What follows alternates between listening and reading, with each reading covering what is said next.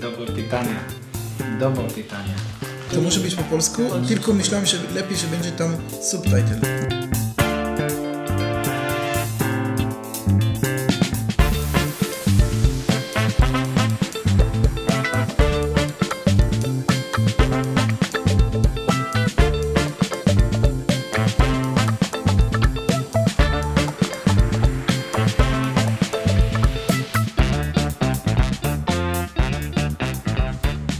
There are different reasons God punishes, or there are different reasons bad things happen to Jews, or to people. The first and foremost, the easiest answer is not about the how, it's about why bad things happen, is because we sinned. So we believe in reward and punishment. So if we sinned, then we need to be punished. So that's a very easy equation. And we can see that during the time of the first temple and the second temple. First temple, the prophets are screaming, they're excoriating, yelling and screaming at the people and saying, you're sinning, so God's going to punish you. He's going to destroy the temple. And they all said, no, he's not. Look at the temple, it's so beautiful. There's no chance he's going to destroy it. And then he destroyed the temple. And they all, ended up being slaves and being punished and being killed. And it's a very clear cause and effect when we read history of 2,000 years ago. 2,500 years ago. And when we read it again of 2,000 years ago, the rabbis in the Talmud also said, oh, they violated this commandment, they violated this commandment, they violated this commandment. We believe in reward and punishment. We say it in the Shema every day. It is something that's fundamental. But the rabbis, and if the rabbis said only that, then we would have a real problem, because 1.5 million babies, 1.5 million children died. Were murdered. Where's the reward and punishment in that? So you have to go and say, oh, the parents were being punished, but they were righteous tzaddikim that were living in the shtetl, and they were just doing, so how are you going to say that they were all being punished? So you have to really get complicated, and you have to kind of say, oh, well, they still were being punished. Oh, they didn't believe in Israel, or they did believe in the state of Israel, or they believe in Zion, or they didn't believe. And you keep searching for sins because that's all we have. It's a hard position to take. I don't want to discount the notion of reward and punishment, because it's a fundamental principle of Judaism. And if it was the only one, I'd have struggles.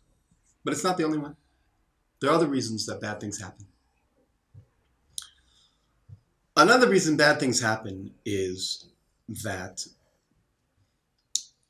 when you live in the land of Israel, God says in the Torah, you will be protected. Obviously, assuming that you will be following in God's way, but you are more protected in the land of Israel. His presence is there. And therefore, when you're in the land, it's a city of refuge. When you're in exile, be careful. We Jews have been in exile for 2,000 years. We don't think about it as exile. We think, oh, diaspora, it's lovely. We get to live everywhere. And then we wonder, hey, why is it that bad things are happening? We're living our wonderful life. And we have to be reminded, wait a second, are we where we're supposed to be?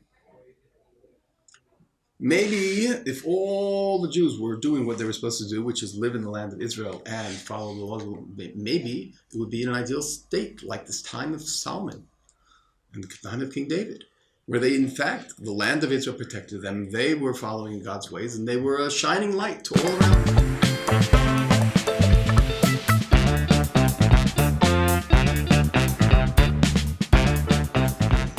Powiedz jest tak w ogóle. Najpierw nie zrozumiemy Bóg, nie będziemy zrozumieć Bóg i pytanie o Bóg nie mamy. Tego pytanie nie zaczynało dzisiaj i tego pytanie jest napisane w Księga Tora. To jest napisane w Księga Tora w Chumash Shmot.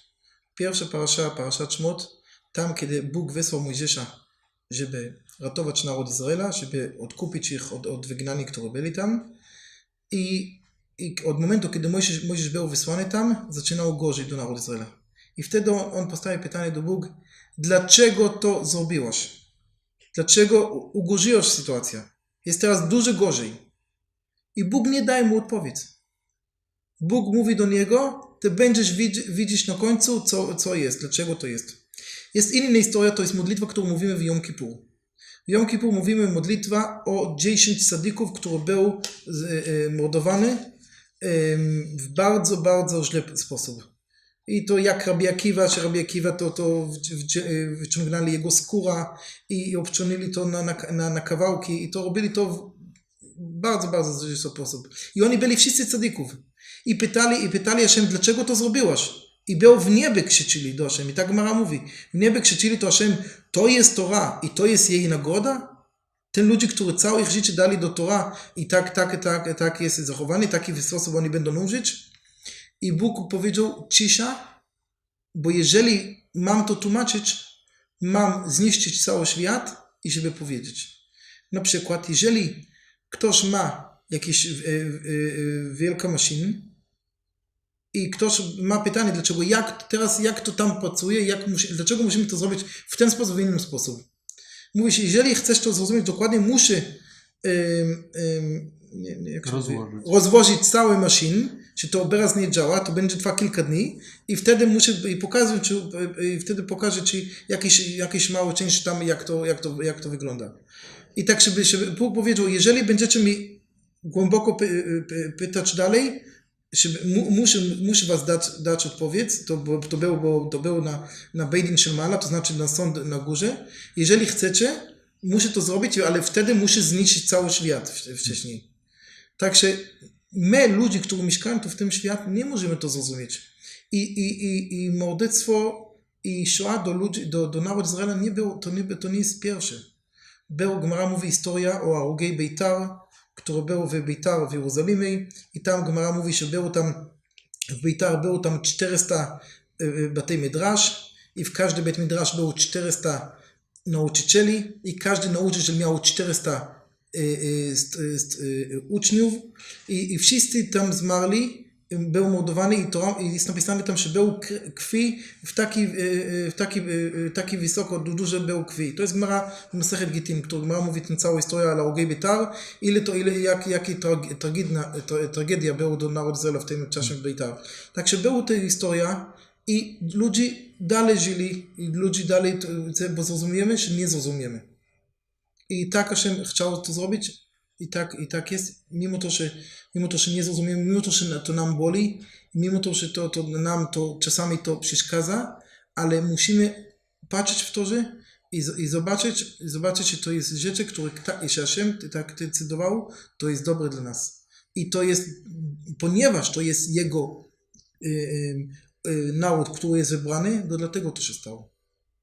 Ale nie zrozumiemy, jakie i dlaczego. Także tego pytanie to jest pytanie, które możemy pytać, ale czy możemy to zrozumieć? Odpowiedź jest nie.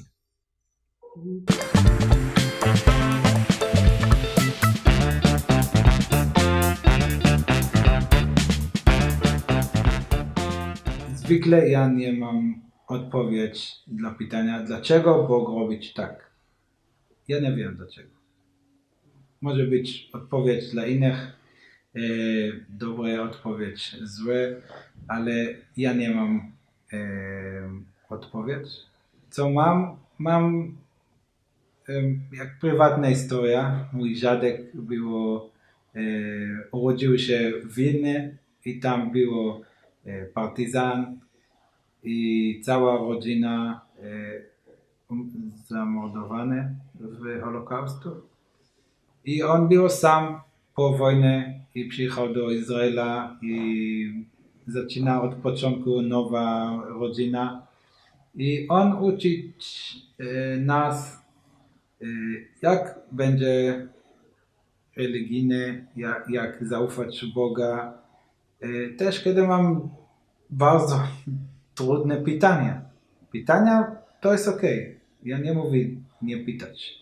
Może pytać, ale nie zawsze mamy odpowiedź. I ten pytania na przykład nie ma odpowiedzi. Dlaczego? Nie wiem.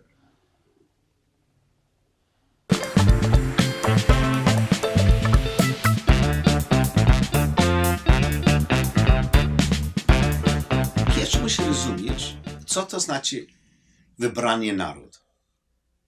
wybrany naród ma bardzo wąskie znaczenie. My byliśmy wybrani odebrać Torę. Asher bachar banu, czy Hashem wybrał nas, wszystkie inne narody, wynatał na Torę, on dawał nas Jego Torę. So, my jesteśmy wybrani tylko wyłącznie, czy będzie odebrać Torę, czy my mamy mitzvot. Wybrany naród to nie znaczy, że my jesteśmy lepsi, to nie znaczy, że my jesteśmy mądrzejsi, nie. Byliśmy wybrani, mogę mówić, najważniejszy prezent od Boga w historii. To jest prawda. Ale tylko na ten temat. Dlaczego Hashem pozwolił Holocaust na taki naród, który on tak kochał, chce dawać jego Torę? Tak ja chcę formułować pytanie. Nie wiem. Ja mogę starać tłumaczyć, ale to jest coś, które jest tak tragiczne, to jest za mało, tak na gorsze. Prosto są rzeczy, które ja nie rozumiem. Jedyna rzecz, która trochę pomóc mnie, dlaczego ja wiem, mówić się, ja nie wiem, to jest łatwo. Ale też to jest prawda. Człowiek może łatwo rozumieć różnicę poziom rozum między mrówka i ja. Mrówka chodzi, ma taki plan, strategia i my patrzymy tutaj na górę i widzimy, że on nie wie, o co chodzi. Różnica między poziom rozum mrówka i człowiek jest wiele mniej jak różnica między poziom rozum człowiek i Boga.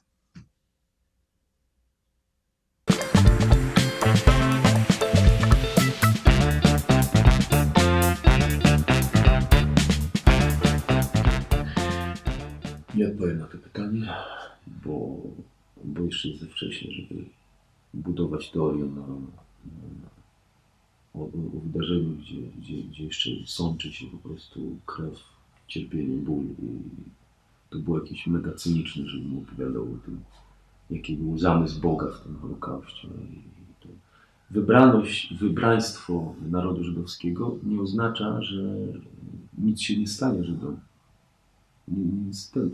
Jest obietnica, że Żydzi zawsze będą trwali, ale ile, czy nie będą prześladowani, czy tam, no nie było obietnicy takiej.